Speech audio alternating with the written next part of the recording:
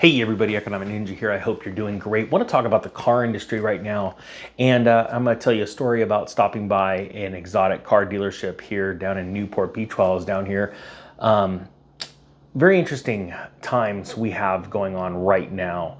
And the reason why I say that is because, we've seen this car bubble explode, just absolutely boggle our minds that you could buy a car new, let's say 3 or 4 years ago, turn around and sell it for the same price, if not more, 4 years later. That was just absolutely insane, right? And it really proves I'm going to be honest with you, I'm not going to say stupidity is not the right word. I would say the miseducation or the uninformed consumer, right? People seem to live in the now. They don't really take a large, broad picture of the economy, what's going on in the world, things like that. When they want something, they want it and they want it now. And a lot of times that really trips up people and causes them to do things that are detrimental to their own financial health, right? And their financial well-being.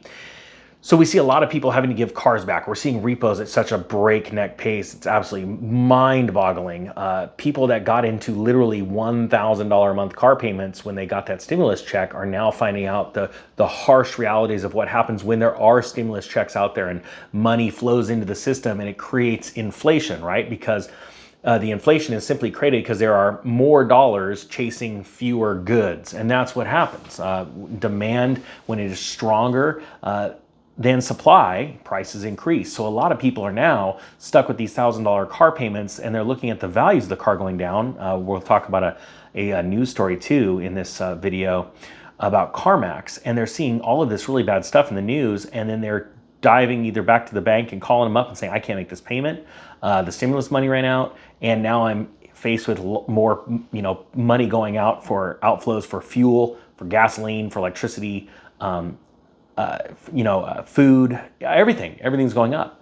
And so I stopped by a Ferrari dealer. Actually, you know what? Let's get into the story real quick. Just a real quick clip about CarMax. Now, CarMax blows my mind because it's really neat that they don't give you a lot of pressure. That's nice. At the same time, they also do not move on the price. They do not budge on the price, and they've really tried to change the industry. There's no haggling, things like that.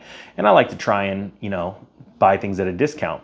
So CarMax has been well known for not budging on prices, and now they're hit with just massive inventory that they're having a hard time selling. As a matter of fact, they're having a hard time liquidating their paper too. So their carry costs on these vehicles are just intense, right? And they have built these massive centers all around the country to sell cars, and now they don't have any buyers for those cars. Now, a story came out just a few days ago that's entitled Shorts Circle Struggling CarMax Stock, which means the shorts are starting to pile on. People and business companies want to short CarMax stock because they know that the end is nigh for the car industry, especially used auto sales, right? And so people want to short the stock, and it's putting a lot of downward pressure on that stock. So it's already bad enough that they're having a hard time coming to grips with reality and having to, face the market and put out these just abysmal earnings. And it's only going to get worse going into 2023. Now they have the downward pressure on their stock price. So they're going to have a hard time raising funds if they have to continue going forward and making money if they don't have any coming in. And it says right here regarding the stock, KMX is the stock ticker, it's down by about 59% in the price, right? Compared to what it traded at a year ago.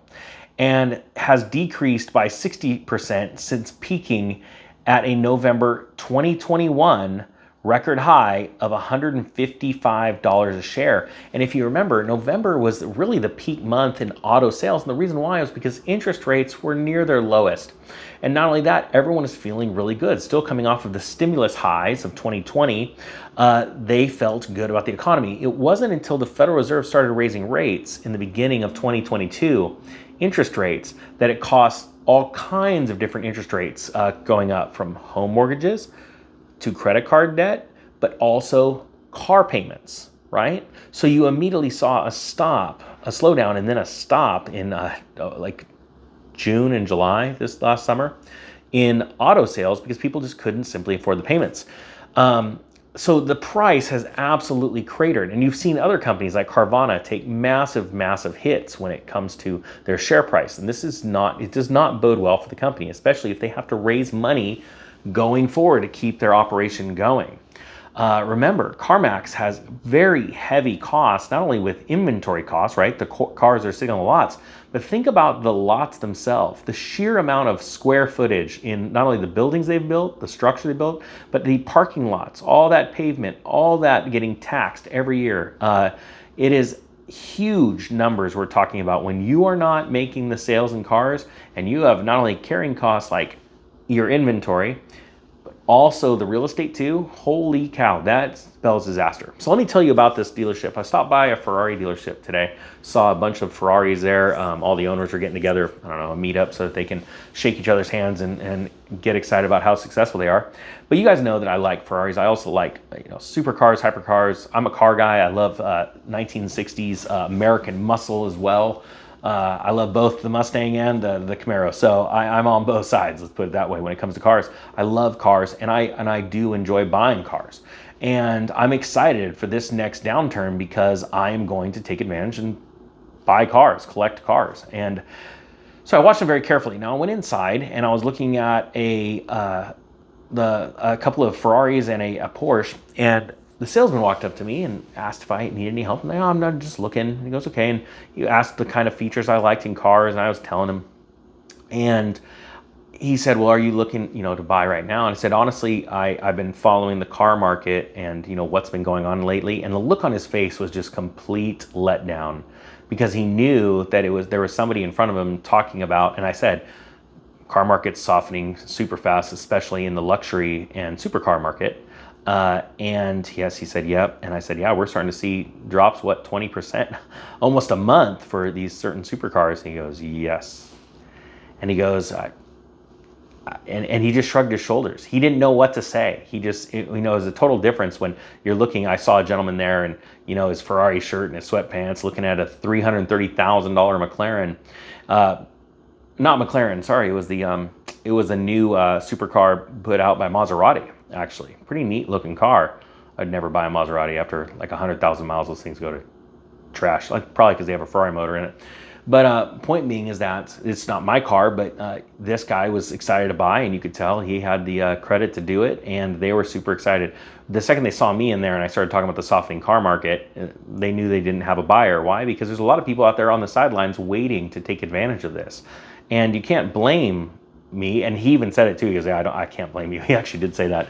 And it was interesting to see that, super excited to make a sale, but then, just defeat. You just saw it in him. And I can't even imagine what it's like for some people in the car industry right now. If you're in the car industry, please, put a comment down below. Let me know what it's like out there. We need to know, because not only, do you share this information, but it gets you excited because we're getting ready for a great opportunity to make money, to get the toys you've always wanted. Life's not about toys, don't get me wrong, but hey, when you work your butt off and you want to be successful, there's nothing wrong with enjoying success. But my thing is enjoying success and making other people successful. That's what I really want to do. So I thought it was just really interesting. I want to share that with you today. The market is softening so fast on cars, but we still have a long way to go, especially as I'm looking at these car auctions going no bid. I mean, there's dealers, they just don't have the money. They're like, we don't have the buyers, so we don't have the money. That's just really what it comes down to.